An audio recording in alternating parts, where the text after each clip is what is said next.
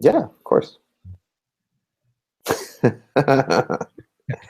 Check. All right. What's up? We are on the air recording. There we go. What's up, everybody? We are doing our first live show. So we actually haven't done this yet. Our first live podcast. I mean, we've done webinars and little things here and there, but we kind of wanted to talk about just the happenings in the e-com world. It's not something we've done in the past, and there's a lot that's brewing within the community. And so Dean, what's up, man? What's up? Yeah. So we are here. We're going to be talking just about our lives, kind of our experience, what's going on in the e-com world, and some of the exciting things that are coming up. Just like even tech stuff. There's some fun stuff that Amazon's putting out that I'm actually really excited about, but we'll get to that. But Dean, are there things right now that you're excited about just within the e-com world? I have a whole list, but I want to know if there's things that you are kind of brewing on right now, thinking about. Yeah, so I mean, really the big thing is still Amazon sponsored ads. I love that's it's kind of been my little thing to play with right now, but things are always changing with Amazon sponsored ads. It's something that's going to always be, at least for the time being, a hot issue, and I'd love to talk about that a little bit. Cool. Yeah, that's it. We actually, for those of you who are on our email listing and stuff, we just shot out an email asking you guys what are some of the topics you want to hear about, and we got some awesome response. Thank you for everybody that responded to that. I was really excited because it gives me things to target, and one of the biggest ones we got, and in fact, the number one was the number one subject people want to hear about is the Amazon sponsored ads, which is so left field for me. It is not something I've ever even thought about. So first off, what is how do you explain, give me Les Mis terms on what is Amazon sponsored ads? Yeah, I mean, it's been around for, gosh, what, like a year, maybe a year and a half? I don't know, maybe a bit longer, but essentially it is, as an Amazon seller, you can use almost like Google, the way Google AdWords is. You can actually promote your own products through Amazon, and it sounds boring. It sounds. I need the bathing suit on. You need the bathing suit on? Okay, perfect. Great, we are live. No problem. Here, let me move. And that's my son, and he says he doesn't say bathing suit. He says baby suit. Baby suit. Hey, you gotta do what you gotta do. So let me move real quick. So yeah, so it's like Google AdWords was. I mean, you're literally on the forefront of being able to utilize all of Amazon to push your product, which is crazy. And there's a lot of really cool things that go along with that is found nowhere else in any other advertising platform. One of which is that if you sell things for those particular keywords, you'll actually rise up in organic rankings, different things like that. So there's a lot of tricks and things to kind of keep in mind with it. But yeah. That's cool. Yeah, we'll for sure hit on that. That's a subject I want to touch on for sure, and maybe we can talk about that later. One of the things that I'm super excited about, I wrote some notes from this morning. Every morning I like to hop on and hop on the news and see if I can, what's happening in the Amazon world. So it's kind of fun that we're kind of partnering both these ideas together of like, hey, let's do this live. Let's talk about this because it's something I love. I love to research our community. And one of the things I'm really excited about is Prime. Amazon Prime is doing a monthly subscription. They just announced it last night. So like for me, it doesn't totally make sense to me on a, like it's going to cost more if you do the monthly subscription, but people love their subscriptions. They love paying month to month. They love not having to worry about, paying the $100 and whatever up front. But like what's crazy to me is the focus right now is on their movies and TV shows, which I don't know. I got to be honest, guys. I've been kind of disappointed with some of the content that Amazon has had on their movie and TV shows. Like, I love, if you guys have not used Amazon Music, I would highly recommend using it. I love it. I don't know if you guys have ever heard of the Alabama Shakes, but they have all their albums on there, and they're fantastic. They're like, you guys are probably gonna think I'm weird, but I love their music. So it's like, just moving my camera, just for that fact alone, the Amazon Music, it's worth it to me and my wife. Obviously 2-day shipping, that's great, but they have a new subscription for $8.99 a month. It's Movies and TVs. We're not affiliated. It's just, I'm excited about this. I think it's kind of a cool idea. But then if you want the whole Prime membership, it's $10.99 a month. So for about the price of Netflix, you get all the perks of Prime. Totally. Which I think that's part of the reason why they're trying to kill it. I know for me, I was kind of the same way when it came to the movies and videos and stuff. It just didn't have necessarily the same things that you would find on Netflix, the same quality. And even if they did, have kind of like the TV shows and stuff that you'd want to watch, they would have one episode where then you can get that one episode, but it would have advertising associated with it or whatever. And I'm like, really? And I would look at one episode and then I'd be like, no. So they might actually be going for that type of cash, because I know from a business standpoint, if you're doing things yearly, it's hard cash flow wise to be able to manage things, where if they're paying licenses to, I would imagine if they're paying licenses to the different television shows, things like that, movie, having to pay royalty and all that other stuff, that it can be pretty tough. But if they were able to do it on a monthly basis, it might open up the doors to allowing more high quality and exclusive, Amazon TV shows that you would find with Netflix and so on. That's interesting. Yeah, because that's, again, it's been one of my frustrations, but I'm a huge fan of the show Hell on Wheels, and they do have the seasons. You can actually purchase the seasons, but you can purchase them on iTunes too. So it's kind of like, it's a trade-off. What do I want to do? I am an Apple person all the way. So my life is Apple. I have an iPhone, I have an Apple TV, I have MacBooks, I have the iMac. Like, my entire life is Mac. And so for me, I haven't gotten to the Fire TV. I haven't gotten into the tablets. I haven't done any of that. Although they're fantastic prices, I haven't done it. But they just released, or it's been out for a while, but it's supposed to be like the Apple killer, because they're doing the Apple Fire TV, but they have like a remote, kind of like Apple, not with the scrolling stuff, but like voice activated, and apparently it's really good. And like their ability to access a lot of that, like the movies and all of that, is really good. And so it was the first time that I was kind of looking at what Amazon's doing and going, man, is this going to be something I could see myself investing in? I love my Apple TV, but this sounds pretty epic. Just like some of the features, it's got the voice, the kind of Hey Siri thing. I love it. My phone just went off.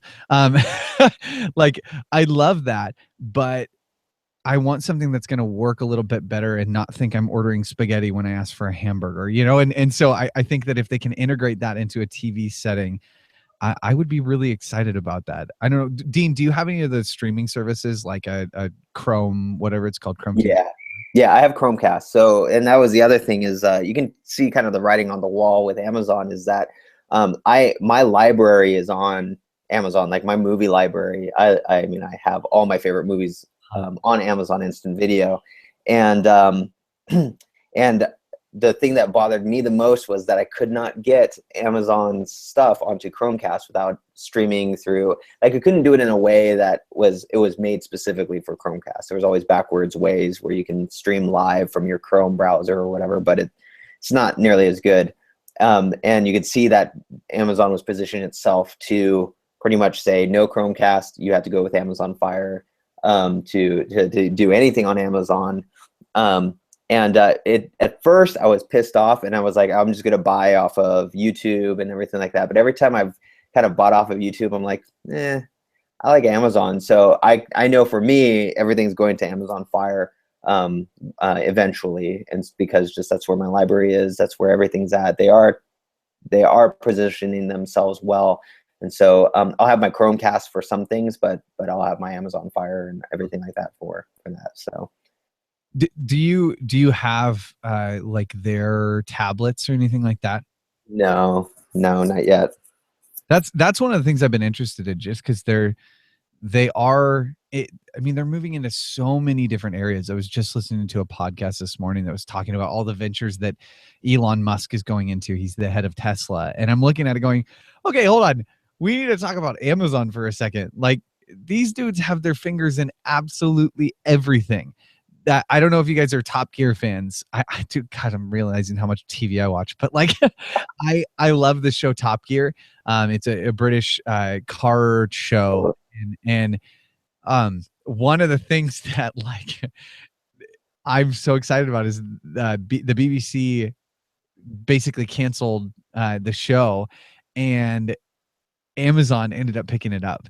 And so I'm super excited. That's like the first content. It was one of the reasons that like when me and my wife were contemplating whether we were going to re-up for the year, we were looking at it like, okay, we use it all the time, but the new Top Gear is like, okay, I'll justify it. I'll spend the $100 or whatever dollars on it. And yeah, but hey, guys, I'm seeing that we're getting a few people in. Thank you so much for tuning in. I'm excited. We're talking. We're just hanging out. So, if you guys have questions, if you guys have things that you want us to kind of touch base on, let us know. One of the questions I had for you, Dean, and kind of things, one of the things I want to talk about is obviously, you're probably seeing that Amazon has opened up a bookstore and a physical bookstore. I believe it's in Seattle. I don't know how to feel about this though. It kind of feels weird. Like, my first question was, are some of my books in that store? Like, what do you think about this whole idea of an online retailer coming into the brick and mortar stores? What do you think about that? Yeah, no, it should be interesting because one of the things that a lot of brick and mortar stores are doing, and you'll see this if you go to Target, if you go to the Target website, you see this if you go to the Home Depot website, you see this if you go to the Walmart website. And I think Amazon is kind of catching on and saying, well, maybe we can do this and we can do this in a different way. But one of the things that these other stores do is they actually use their stores as fulfillment centers, essentially. And so obviously Amazon has their FBA, their fulfillment centers, but they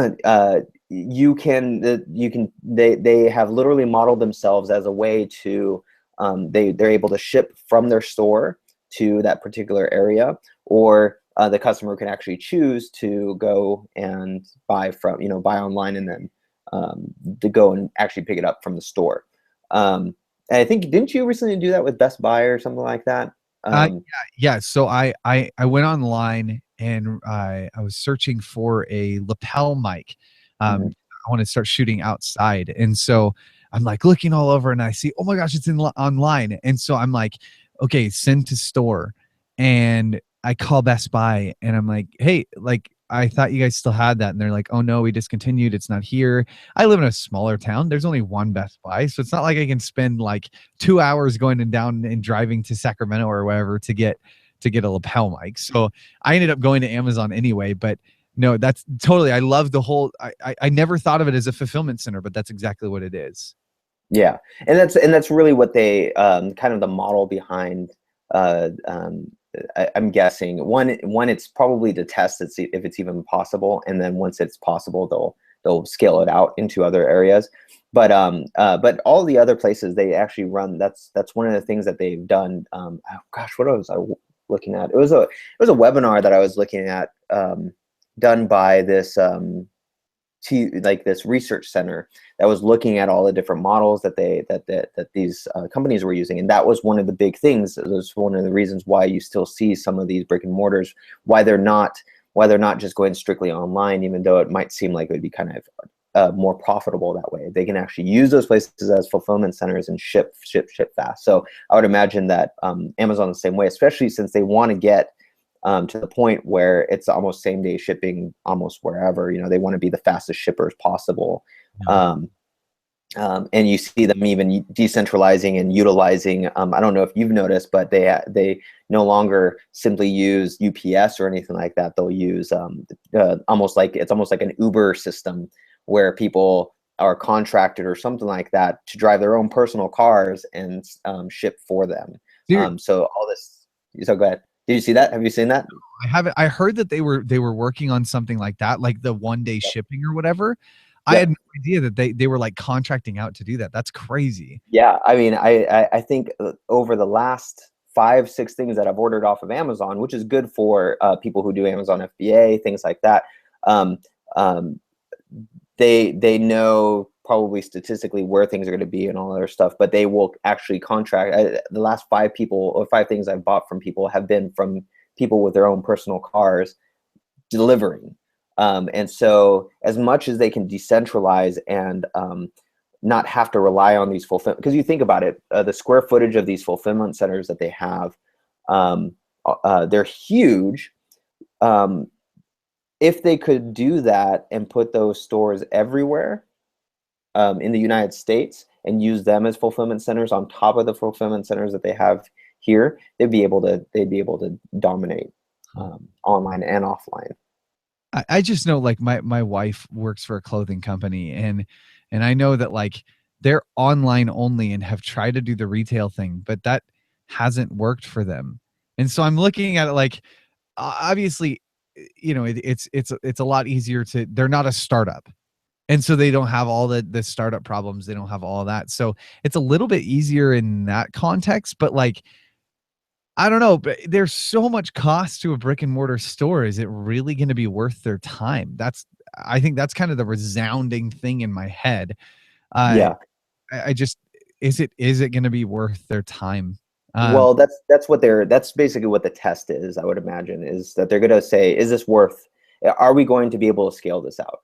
so Um, and because it's not because they're working at it from a backward, it's upside down. I mean, your wife works for a clothing company, but they don't have like huge distribution channels.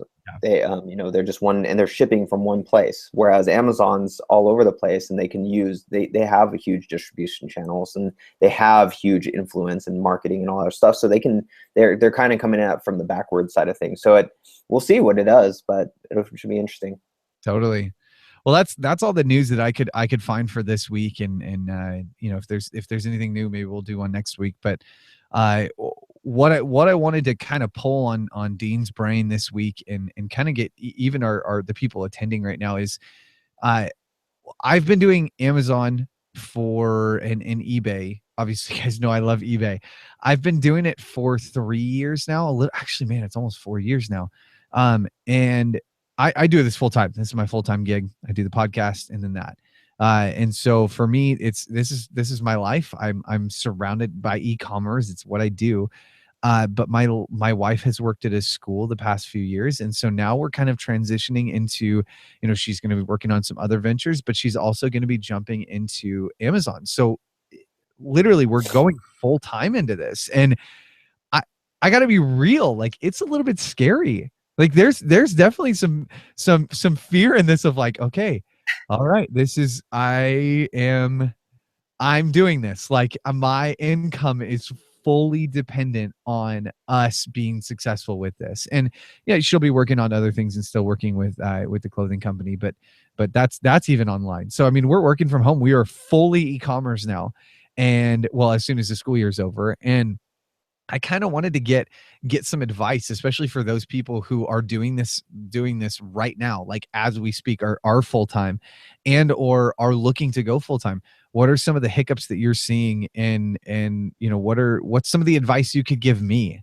Because I need it. So, Dean, from your perspective, just briefly for the people who don't know, share a little bit of your background and your story, and then we can hop into it. Uh, well, first off, I wouldn't even become an entrepreneur. You're probably going to fail. Everything's going to come crashing down. Don't even. Perfect. Sweet. You like that? No. So, yeah. Long story short, because I can go on forever. But essentially, a year and a half ago, I've been doing all this stuff full time now. different types of e-commerce stuff, not necessarily Amazon. Part of it's Amazon, with the drop shipping and all other stuff. But but yeah, year and a half of craziness, man. Um, I was with an aerospace company for 10 years, and eventually I wanted to be with my family more and be able to be a better part of their life and everything, and challenge myself, and was able to take the leap. And here I am. In fact, I was actually just telling you the other day that I definitely make more now than I did when I was at a very nice 6-figure job, which is good. So, and the perks are, I get to, which you saw, I get to be with my family whenever I want. Hang out with your kids and as they pronounce bathing suit correctly. Baby soup, baby soup. Um, I'm like, I never made baby soup before, but sure, I'm sure it tastes great. Oh my gosh, it's just that's because that's kind of been one of my concerns, and one of the things that's been pounding in my head of like, it really is jumping off a cliff. You kind of you've got to trust that you have wings on, and that you know all that you can know, and that you're going to be okay. And you know, we just sat down with our CPA, and our taxes ended up way better than we thought we were going to be. And a lot of that is because I chose to do this full time, and instead of having a 9-to-5 job and doing that, I'm like, okay, I'm going to venture out into becoming an entrepreneur, into becoming, having a DBA and doing all the legal work. It sucked, but it's like ultimately stepping out into that helped already, but there's still so many questions. And if you had any advice to tell somebody like myself, they're about to jump off this cliff, what would you tell them to do or not do? Yeah. So it's a good question. I know it really comes from two sides. For me, and there's some people here on that are full time as well, who are in the audience. But for me, there's really two ways of going about kind of jumping. One is the unwise way, and one is the wise way. I actually kind of went the unwise way. I was just sick of my job, and like everything was wrong, and all that other stuff. And really, like, hindsight, I was doing my side business stuff and making like an extra anywhere between $1,000 to $5,000 a month on top of my 6-figure salary. Man, if I had my head on straight, I would have invested that money like for the 2.5-3 years that I was doing that, and I would be sitting a lot more pretty right now. And jumping off wouldn't have been nearly as scary.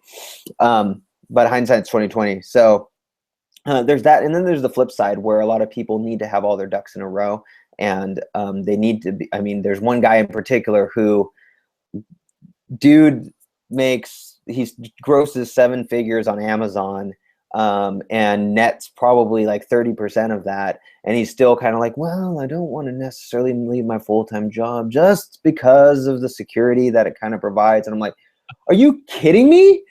You are insane. You're absolutely insane. But hey, that's c'est la vie. That's what he wants. Anyway, the biggest thing is to me is to not be afraid. I mean, there's no, I know for me, every time I've jumped and to the next ledge, I've been able to, even though I might have slipped down a little bit, I've been able to hold on and pull myself up. And a lot of the things that are scary actually end up being really cool. One, for example, was the tax thing. There's so many ways, and I'm not a CPA, so take this as an opinion.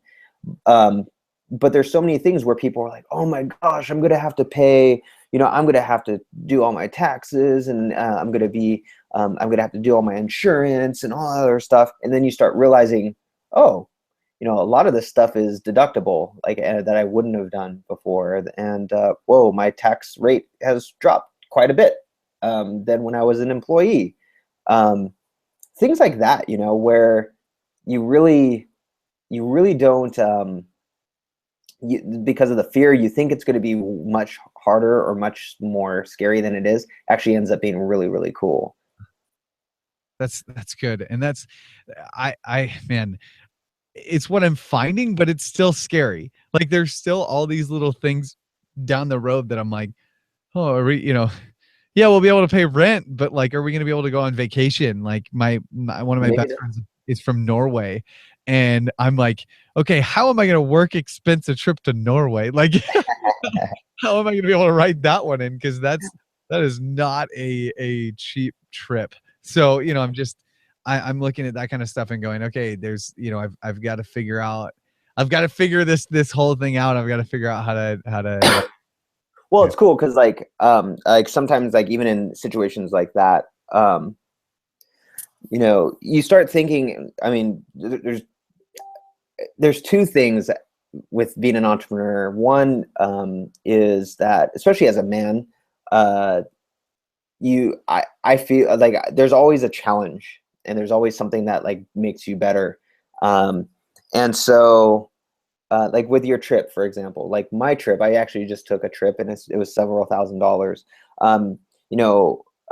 As when I was in my aerospace job, what would I do? Well, I just fork over a couple $1,000s and that was that. But what I do as an entrepreneur is I contacted all my customers and clients that were over there, and I said, hey, you want to meet up? I'll give you some consulting. We'll talk about some things, maybe partner up with some things. And met up, and now it's a business expense. In fact, I probably will. I have several opportunities that came from doing that too. So it was like a marketing thing, and all of that now is an expense. Like I said, I'm not a CPA, so don't always do what I do, but that's one of the things. So like your Norway trip, if it were me, and it's completely my opinion, who do we have in the Online Empire Academy who lives in Norway or close to it, maybe in neighboring countries, and just say, hey, I'd like to do a meetup in Norway. It'll be, even if it's 2, 3 people, 5 people, whatever, I'll do it. I'm going to do an hour talk on whatever, and give some value and make it into a business trip more than it is a vacation. All right, Empire, you heard it. We want to know where you guys live. If you guys live in Norway, get in contact with me. We'll talk. No, but seriously, these are things that I'm having to think about, and I would have never, I'm still young. I'm like, dude, I just got married. I'm super excited about this, and I'm taking this leap. And it was so funny. I was just talking with Nathan Slamans, and we were kind of talking about, okay, like, we're both young, like we're both just trying to make it, and we both just got married, and I'm like, okay, life is good, but it's a little bit stressful. And but I don't know. I think it's cool. I feel like I'm getting more hope the more and more I talk to people like yourself. And what is the biggest life lesson that you learned in selling on Amazon or creating products or doing whatever you're doing? What's the number one lesson that you've learned? Yeah, boil it down. I know this is an easy one. I think boil it down. I'm like 100. Creating assets, honestly, like it's one thing to sell items, and it's another thing to create. You have to learn how to create assets. If you don't know how to create assets, you're essentially going to work yourself to death, and you bless more people when you create assets, because you're able to hire, you're able to do. You have the breathing room to be a leader than to just be kind of like in a little rat race that you created on your own. It's creating assets. So, like even with the podcast, this is a live podcast, this is something that that you could potentially, because of the way we've set things up, you could outsource it to someone else if you wanted to. You just hand them the procedure and let them go, and you've created an asset that we've created an asset that allows for other people to do this job, so that you can then grow into something else. A lot of people do not have that skill set and do not think that that's important, because it takes a lot of work. It takes a lot of mental work and takes a lot of physical work. And that, I mean, with your eBay stuff, What's the best thing you can do? Is it finding a better source of products, or is it finding a way to take yourself out of the equation? Is it finding a way to get a wholesale vendor that you can then create a process for and hire it out to one of the teenagers who live near you or something like that? It's definitely not finding that 1,000% ROI product, because that's a one-hit wonder. Yeah. It's the slow-going asset creation that will keep you afloat during the hard times as well, which will come. Man, I'll take it. That's mine. I'm gonna have to go back and listen to this. For those of you who, I mean, we want to be doing this more. We want to be chatting with you guys. We want to be, why we wanted to do it in a live setting is so we could have conversations with you guys. So, yeah, please let us know if you guys have questions. Hopefully we can do this here pretty soon again. But if you guys have questions you want us to cover in one of these, ask us, email us, Facebook us. It doesn't matter, whatever it takes. We want to cover some of these topics, and we'll probably be discussing whether it's drop shipping or wholesaling or using social media. That may totally be a subject we'll hit on in one of these, but we want to hear from you guys. So please go out, whether it's on if you guys are listening to this after the fact on YouTube, go out and message us on YouTube. Comment, like it, dislike it, doesn't matter to me. I want to know what you guys think about it. So yeah, Dean, do you have anything else to add just to this subject or these subjects? Yeah, essentially what we're going to end up doing, and it's going to evolve over time, but essentially this was completely Josh's idea. It was an awesome idea, is to basically bring kind of the e-commerce news to everybody, and for us to come together and maybe even have guests and stuff and just talk e-commerce news, not necessarily about like one specific topic, but a conglomeration of topics. It could be about some changes that are happening on Amazon. Like, for example, which I totally forgot to mention, this was the other thing I was going to do, is that you have till April 30th to get all your stuff out of Amazon's fulfillment centers if you wanted to. They will for free, they will do a removal order for you, as much as you want, which for a lot of people, if you have stranded inventory, like hundreds or thousands of stranded inventory, that's just going to not sell off, and you're gonna have to pay the fees associated with that. Great time to get your stuff out. But things like that, where it's like, what's happening in the e-commerce world, news and things like that. So it'll evolve into where I'm not in one of my rooms or anything like that. It'll be more of a studio and things like that. So it's going to be pretty amazing. I'm stoked. And actually you brought up the subject of kind of some changes in Amazon really quickly. For those of you who are selling on eBay, your top rated seller account, mine just I got a ding on my top rated seller account because I did not give a 30-day guarantee. If you want the top rated seller, you're going to have to do the 30-day money back guarantee. That's what I was looking for. So make sure all your listings are shifted. Make sure you're answering or at least looking at the emails eBay is showing you. I was working on that last night, and I'll be working probably tonight again on that. Just getting all of my listings changed. So just think about it. Just be aware of that. But yeah, dude, I'm so glad we hit those at the end, because I would have them sooner. But again, if you guys have questions, please let us know. We definitely want to continue doing this and want to bring you guys the news. It's something I'm not seeing in the community, and I need it. I love looking at it myself, and I figured might share the information I'm finding. So yeah, guys, thank you so much for tuning in. And yeah, Dean, do you have anything else to say? Nope, that's it. All right, guys, have a fantastic rest of your afternoon. Bye.